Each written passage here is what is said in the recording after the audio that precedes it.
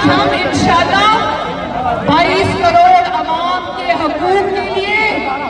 गरीब रेहड़ी वाले के रोजगार के लिए, ताजिर के लिए, बिजनेस कम्युनिटी के लिए, गरीब के लिए, मेहनत कश के लिए और खवातीन के लिए जो रेड जोन में जो बैठी है, जो पेंशनर्स है, आज हम सबके हकूक के लिए निकले हैं, आपके वोट की इज्जत के लिए निकले हैं। मैं पाकिस्तान की और खुसूसन गुजरांवाला के आवाम से ये अपील करती हूँ कि मेरे बुजुर्ग, मेरे भाई, मेरी बहनें, मेरी माएं आए और इस काफले में शामिल हो।